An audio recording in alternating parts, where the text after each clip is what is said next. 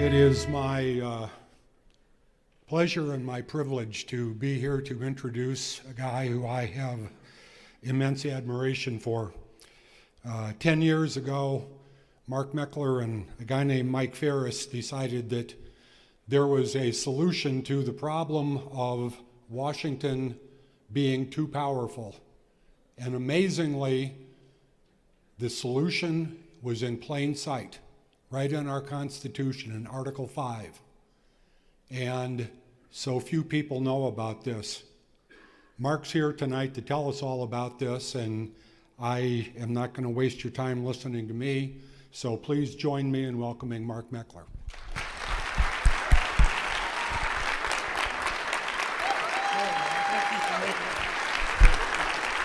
My pleasure.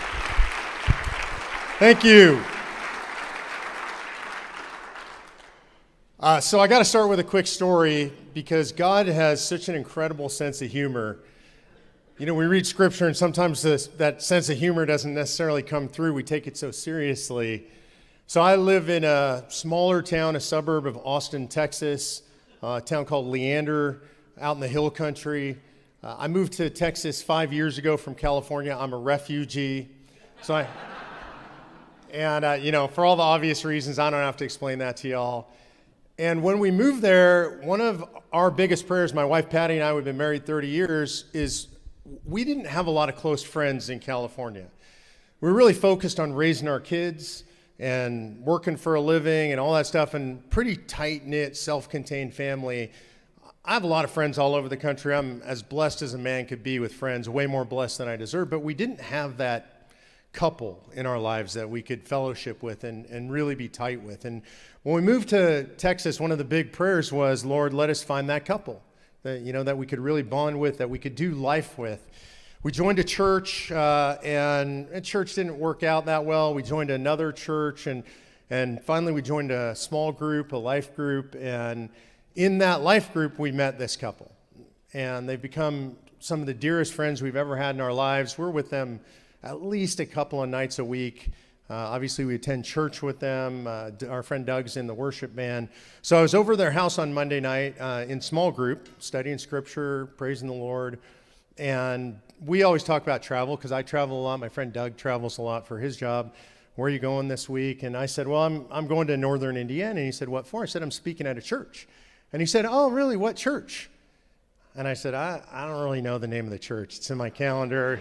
And he goes, well, we might know the church. And I'm thinking, they're from Chicago originally. I'm thinking, you're from Chicago. It's not like a small town, right? And he's like, no, what church? Tell me. And so I pull up my phone, I open it up, I look at the calendar. When I travel, I generally don't know exactly where I'm going. I go where I'm told to go.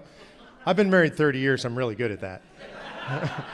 So I bring it up and I go, oh, Living Stones. He goes, you got to be kidding me. I said, no, why? And he goes, well, we got friends at that church. And I'm completely blown away, and he starts naming off people. So we got Joni and Kirk sitting here in the front row. Those are good friends of Doug and Tony Lehman. Thank you for making me feel like I got family here. How cool is that? That seems impossible. Nothing's impossible with the Lord. Here's something that's impossible without the Lord. So I grew up in Los Angeles, California. Don't hold that against me. I was completely polluted by everything I learned there. I grew up in a very conservative family. My folks are wonderful people with great Judeo-Christian ethics. But I grew up in a Jewish household, and there was no God in the family. And again, my parents are wonderful people, but there was no God in the family. We were what I would call ritual Jews, traditional Jews, cultural Jews. You see a lot of this in the United States of America. A lot of Jewish communities are even where they go to temple. A lot of my friends went to temple on Friday nights. I used to go with some of my friends. It was a social event for me, literally. It wasn't a worship event, and it really had nothing to do with God. And so that's how I was raised. The values were right, and so don't get me wrong, very straight, right and wrong, traditional Judeo-Christian values, but no foundation. You know, if you'd asked me when I was growing up, where's that stuff come from, I'd have said my parents. Right, that was it. If you asked my parents where that stuff would come from, they would say, well, it's just right and wrong. Everybody knows what's right and wrong. They didn't understand that they were living their Judeo-Christian heritage and that all that stuff came out of the Bible, but that's what I got when I was growing up. So I went through public school in Los Angeles, California. I went off to university in San Diego State University. I was a pretty studious kid, and I was pretty careful about where I chose to go to school. What really mattered to me at that time in the United States, San Diego State University was the #1 party school in America. So I made a wise choice, far enough away from home that my parents wouldn't know exactly what I was doing, but not too far that mom couldn't do my laundry once in a while. So everything that you would expect would happen in that environment happened to me. And I say to me, I'm not a victim. It was all my own choice. I did all the wrong things. I engaged in everything that you imagine a wayward college student enjoying back in those days. That would have been the early 1980s. And it was a mess. And it was a lot of drugs and a lot of partying and a lot of girls. And I almost failed out of school. It was just an absolute mess. But the thing that happened to me in college that was the absolute worst thing that happened to me in college, which maybe you would think I would never recover from, was I took religion classes in college. And I learned at San Diego State University something profound and apparently at the time inarguable, which is that the single greatest force for evil on the face of the earth ever to exist was Christianity. That's literally what I was taught. I'm not exaggerating when I say that. I was taught about the Crusades and the excesses of the Crusades and how evil Christianity had been, the hypocrisy of Christians. And so by the time I graduated from college, I was on a 5-year plan. You can imagine why. By the time I graduated from college, that was my fundamental belief. And so I had gone from a kid who was raised with Judeo-Christian values. I still had those values, but I believed that Christianity was an evil scourge on the face of the earth. And I was a militant atheist. And so fast forward into my life, I got married, in terrible first marriage. It only lasted a year and a half. My wife cheated on me. It was a really bad scene, very devastating. One of the biggest blessings in my entire life, I now know in hindsight, because out of that I met my wife, Patty. Aside from being saved, the greatest blessing that's ever happened to me. So I meet Patty, she's a believer, and for some strange reason, only known to her and God, she falls in love with a divorced Jewish atheist. I don't recommend it. I'm just saying. It's not an easy road to hoe. Unequally yoked. And I asked her to marry me, and I asked her dad for her hand, and he says yes, but in the meantime, he takes her aside and he says, honey, we love Mark, and he's a great guy, and, he's obviously building a good life, and I know you love him, but you just need to understand he's not going to heaven. I mean, that's just basic scriptural reality, and I need you to understand that.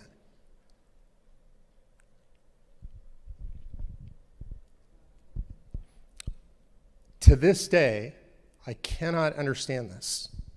I never will understand this because I wouldn't do it. My wife said to her father, I don't know how this happens, but I know that God would never separate me and my husband. So I know he's going to be there, and I know we're going to be together, and I know that God is working on Mark. So I start to seek. I studied Eastern philosophy, Buddhism. I became an expert in Buddhism. Most people don't know most of the Western thinkers on Buddhism, the Western practitioners of Buddhism, those who write about it, most of them are Jewish, which is really interesting, so I could relate to that. I studied Hinduism. I studied Jainism, which is the precursor to Hinduism. I studied Islam. I studied all the religions I could find because it was fascinating to me to study this stuff. And what I can tell you for sure is that not one of them made my heart sing. It was interesting. If you read them and study them, you'll find interesting stuff and useful stuff in any and all of them. But nothing spoke to me. Nothing gave me any kind of a universal answer to whatever it was I was seeking. And at the time, I couldn't even told you what it was I was seeking. But I looked at all that stuff. Now, there was one thing that I did not ever look at, that I didn't investigate, that I didn't study at all, and that was Christianity. Because I already knew everything there was to know about Christianity. I mean, I'd never opened a Bible. I'd never read anything about Christianity. I'd never read any apologetics. I'd never listened to a single sermon. I hadn't read the Hebrew Bible or the New Testament, but I already knew that that was off limits. And so I didn't study any of that. I didn't read any of that. And then 13 years ago, almost 14 years ago, I got involved in politics. And politics is a nasty, dirty business. And a lot of people lose their souls in politics because it's very attractive. You get power. If you get to do the kind of stuff that I've done, you get to know famous people, politicians, media figures. People point cameras at you. People fall in love with that. And so a lot of people drift into that, right? And they sacrifice who they are in exchange for that notoriety or fame or power or whatever it is.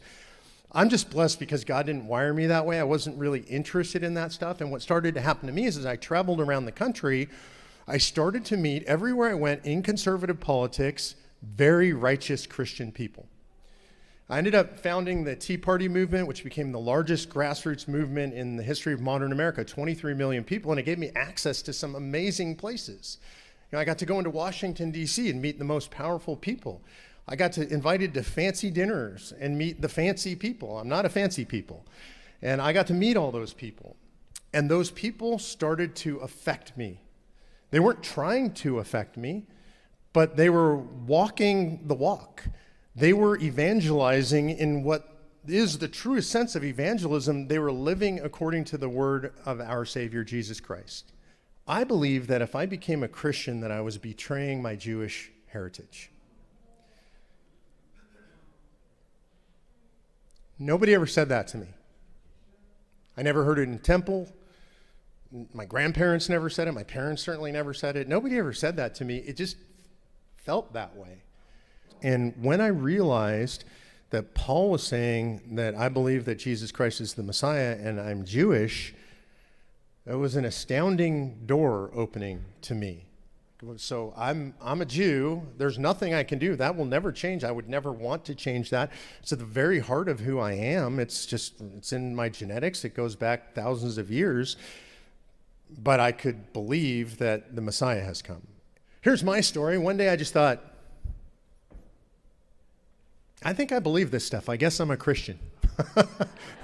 It's not very dramatic. And of course I prayed and asked, and I repented and asked the Lord to save me and gave my life to the Lord. I can't even remember exactly when that happened. I was probably just sitting at my desk one day. It wasn't a dramatic thing. Not long after that, I had a chance to speak in front of an audience like this at Patrick Henry College, and the host of the day was Marvin Olasky. At that time, he was the publisher of World Magazine, worldwide largest Christian publication. Marvin is Jewish and former communist, so even worse than me. I was just an atheist. He was actually a communist. And when I was getting ready to go on stage, we had lunch together first, and so he said, "Tell me your story," so I kind of know how to introduce you, and I told him my story, and I got to this point about like my epiphany moment, and I said, "I'm a little embarrassed because it's really not very impressive," and he laughed, and he goes, "Well, that's because you're a Jew." Well, that's kind of a weird thing to say, Marv. What's that supposed to mean? Is that some kind of slander? I don't understand what you're saying. I thought we're in this together. And he said, look, the Jewish culture is an incredibly logical culture, and we honor logic and learning. And if you ever see people seriously studying Torah, it's an argument. There's a debate that goes on in the study of Torah. If you haven't read this stuff, I recommend Dennis Prager has a series of books on Torah, which are absolutely incredible, best Torah study you could possibly imagine. And you get the sense of argument, even Dennis with himself in these books. And so he said, he said, you did what I did. And I said, what do you mean? He said, I don't remember exactly how I became a Christian. I just remember one day thinking, I think the weight of evidence is over here, and so I guess this is what I believe now. Right? So I tell you that story for a couple of reasons. One is, I have received the greatest miracle that a human being can receive. And I am as undeserving as any human being on this planet. I am Paul. I was 51 years old when the Lord saved me. 51 years old. I was so arrogant. I knew everything about that which I knew nothing. There's a little bit longer version of this story I did I did a podcast with the C.S. Lewis Society, and they have a thing on people coming to faith, and I told this story, and I didn't have editorial control. I just told my story, and it's a little bit embarrassing, but it's correct. The title of the podcast, you can look this up online, is Mark Meckler, I Don't Need God. Yeah, pretty gnarly. So I tell you that because I think there's hope and salvation for anybody. It doesn't matter how old and stupid you are like me. It doesn't matter how thick your head is. But I think it's out there for anybody. And so for me, you think about it, I came to salvation through politics where most people lose their soul. You can find God anywhere. I'm just saying.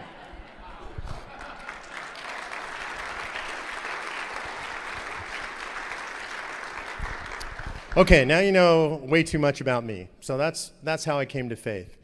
One really important thing that I have to say to wrap that whole story in a bow is I was not a Christian until I was 51 years old. And so that means for me, I have a heart for everybody. I was a Jewish militant atheist, right? So if I don't have an open heart for absolutely everybody, if I don't love everybody, then I don't even understand where I came from. I stay very attached to that. In any room that I walk into, everybody's welcome. In anything that I do in politics, everybody's welcome. I love everybody. I'm never going to be shy about professing my faith and telling my story of what happened to me, because for me, that's a radical transformation for me. But I love absolutely everybody. We live in a time right now in this country where that's less and less true for most people. This country is incredibly divided. The world is incredibly divided. I can't be up here and not speak about what's going on in Israel right now. I speak about Israel as a Jew because without Israel, there are no Jews. Jews will be wiped from the face of the earth without Israel. Israel is the reconstitution of God's chosen people in their nation, in the Holy Land, as God deemed it should be. And there are forces all across the earth that are attempting to wipe them out. And I can tell you, for me, that's very personal. What's going on in Israel is horrific. What's going on in America is horrific in regard to Israel right now. 61 years old, as a Jew in America, I've never felt unsafe. I don't feel safe in America anymore, as a Jew in America. And I'm a out, proud, open Jew. I wear a Star of David everywhere I go. It has a cross in the middle representing where my heart belongs. But I wear this Star of David everywhere I go. People know that I'm Jewish. I talk about it. And I don't feel safe in my own country now. This is unbelievable. I never expected that I would see this. We see people marching in the streets in favor of Hamas, an out terrorist organization that admits that it has genocidal intentions towards the Jewish people, not just in Israel, but everywhere in the world, in America right now. I have a friend whose daughter was in Boston at a comedy show a few nights ago. Dave Chappelle did a show in a big arena with 22,000 people, and he got up on stage and he started to go off and he started to go all pro-Palestinian. I had no idea he's apparently Muslim. I didn't know that. That's fine. But he starts to go off all super pro-Palestinian, anti-Israel. Somebody stood up, called him out, told him to shut up. He started yelling back at them. The audience started chanting, "Go Hamas," in America. This is a very dangerous place we're in right now in the United States of America. And it's really important that every single person in America, Jewish, Christian, or otherwise, understands the danger that we face right now. We actually live in a time, I never thought I would say this, it sounds crazy and hyperbolic. We live in a time of rising Nazism. This is actually worse than Nazism. The Nazis hid their crimes from the world. That was their goal. They were embarrassed. They didn't want the world to know that they were running concentration camps. Hamas, Hezbollah, Iran, all these other countries, they openly say their goal is the genocide, the total genocide, the eradication of the Jewish people from the face of the earth. And we, whether we're Christians or Jews or just decent human beings, have an obligation to openly stand against this. you will hear people say, I'm totally against the killing of innocent people, and what happened in Israel is horrible, but here's my response. Literally, and this is going to sound inflammatory, my response is, oh, you're a Nazi. People get really offended when I say that. They get offended. I go, oh, I'm sorry. You're actually worse than a Nazi. Because they hid what they were doing. They tried to hide what they were doing. You're openly justifying terrorism, the murder of babies, the rape of women, the killing of elderly people. You're openly supporting that. So I say, as Christians, as Jews, as decent human beings, we must stand against this loudly. Are you guys with me?